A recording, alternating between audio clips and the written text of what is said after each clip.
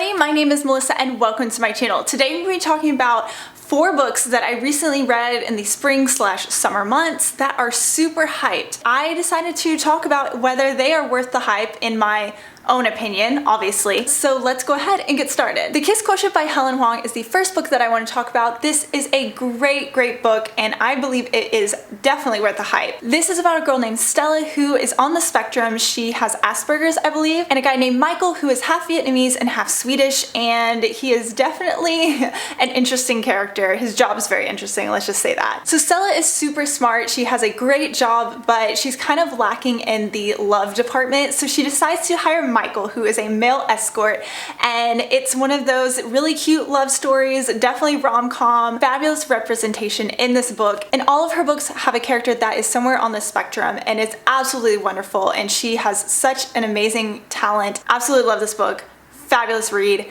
Definitely, if you haven't picked up this book, definitely pick it up and then read The Bride's Test because that one is just as good. Josh and Hazel's Guide to Not Dating by Christina Lauren is definitely one that unfortunately did not work for me. So this is an author duo, Christina Lauren, and this is a very popular book. Don't get me wrong, I really loved the friends to lovers aspect of it. I highly enjoyed the fact that they were each setting each other up on other dates and, you know, found out that the other person was who they were truly meant to be with, but unfortunately there is a trope in this book that I just don't mesh well with. I don't want to give any type of spoilers away because it kind of would be a bit spoilery if I did explain what that is. Because of that, unfortunately, this book wasn't my favorite. I do really enjoy The Unhoneymooners by Christina Lauren, which recently came out this past summer, springtime. That was really good, and unfortunately, I wanted to love this one so much, but like I said, that trope just really killed it for me, and this one just was not my favorite. Unfortunately, not worth the hype for me. So a super popular book that is a hate to love office romance is going to be The Hating Game by Sally Thorne.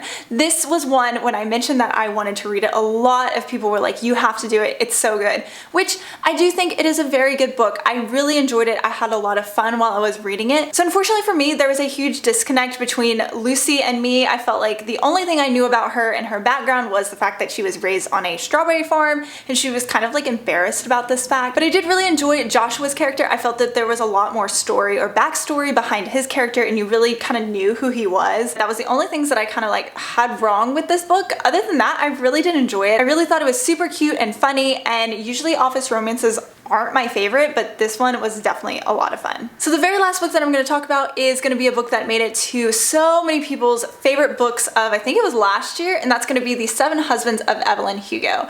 This was a very big surprise for me. It took me a long time to personally pick up this book because there was so much hype surrounding it, and I was kind of afraid that I wasn't going to like it, just like I wasn't really a big fan of Josh and Hazel's Guide to Not Dating. So when I picked this up, I kind of went into it with an open mind. I even did a whole reading vlog dedicated to it, which is completely spoiler free, which I will leave linked down below if you'd like to check it out, but I really did enjoy it. This is about a woman named Evelyn Hugo, and she is retelling her life story. She talks about her 7 husbands, and she's really going to explain who her true love really was throughout her life. And the story is just absolutely amazing. It's beautiful. There's a lot of heartache, a lot of hardships that, you know, she goes through and the other characters go through. It's a time when if you were different from the norm, it was very difficult for you. And this book really showcased that. So if you can't tell, definitely worth the hype. I really enjoyed it.